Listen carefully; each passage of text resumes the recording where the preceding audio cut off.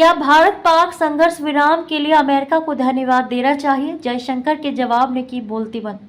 अमेरिकी राष्ट्रपति Donald Trump ने भारत और पाकिस्तान के बीच संघर्ष विराम कराने का दावा किया था। ट्रंप के इस दावे को भारत सरकार कई बार खारिज कर चुकी है, लेकिन इसके बावजूद बार बार वही सवाल पूछा जा रहा है। भारतीय विदेश मंत्री डॉक्टर एस जयशंकर इन दिनों जर्मनी के दौरे पर हैं। जर्मनी में भी उनसे यही सवाल किया गया, जिस पर विदेश मंत्री जयशंकर के जवाब ने पत्रकार की बोलती बंद कर दी। दरअसल जर्मनी के एक अखबार के पत्रकार ने डॉक्टर जयशंकर से सवाल किया कि क्या दुनिया को भारत और पाकिस्तान के बीच संघर्ष विराम के लिए अमेरिका को धन्यवाद देना चाहिए। इस पर विदेश मंत्री डॉक्टर जयशंकर ने कहा कि संघर्ष विराम के लिए भारत और पाकिस्तान के सैन्य कमांडर्स के बीच सीधा संपर्क हुआ था और उसी में संघर्ष विराम पर सहमति बनी थी। उससे पहले हमने प्रभावी तरीके से पाकिस्तान के मुख्य एयरबेस और एयर डिफेंस सिस्टम को निशाना बनाया था। इसलिए संघर्ष विराम के लिए मुझे किसे धन्यवाद देना चाहिए? मुझे लगता है कि भारतीय सेना को, क्योंकि ये भारतीय सेना द्वारा की गई कार्रवाई ही थी जिसके चलते पाकिस्तान ये कहने को मजबूर हुआ कि हम लड़ाई रोकने के लिए तैयार हैं। बीते 22 अप्रैल को जम्मू कश्मीर के पहलगाम में पाकिस्तान समर्थित आतंकियों ने 26 निर्दोष पर्यटकों की निर्मम हत्या कर दी थी।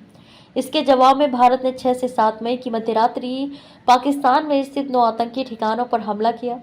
इसके बाद पाकिस्तान ने आतंकियों के समर्थन में भारत के कई शहरों और सैन्य प्रतिष्ठानों को निशाना बनाने की कोशिश की, लेकिन भारत ने उन हमलों को नाकाम कर दिया। इसके बाद भारत ने पाकिस्तान के कई एयरबेस को निशाना बनाकर और उसके एयर डिफेंस को तबाह कर उसे घुटनों पर ला दिया, जिसके बाद पाकिस्तान की सेना के कमांडर्स ने भारतीय समकक्षों से बात की, जिसमें दोनों पक्षों में संघर्ष विराम पर सहमति बन गई।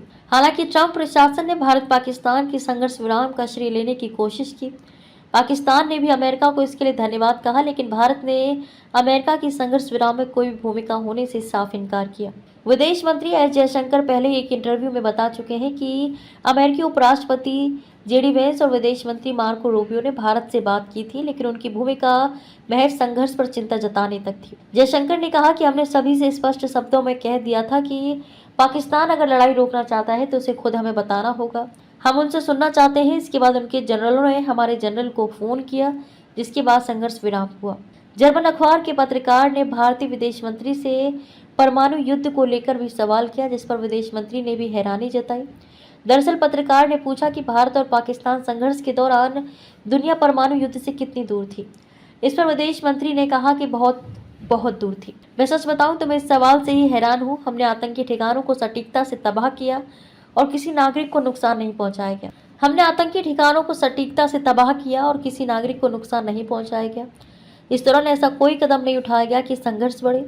इसके बाद पाकिस्तानी सेना ने हम पर हमला किया, लेकिन हमने उन्हें दिखाया कि हम क्या कर सकते हैं और हमने उनका एयर डिफेंस सिस्टम तबाह कर दिया। उनकी मांग पर गोलीबारी रोकी गई, लेकिन उस दौरान कभी भी परमाणु हमले की कोई बात नहीं थी।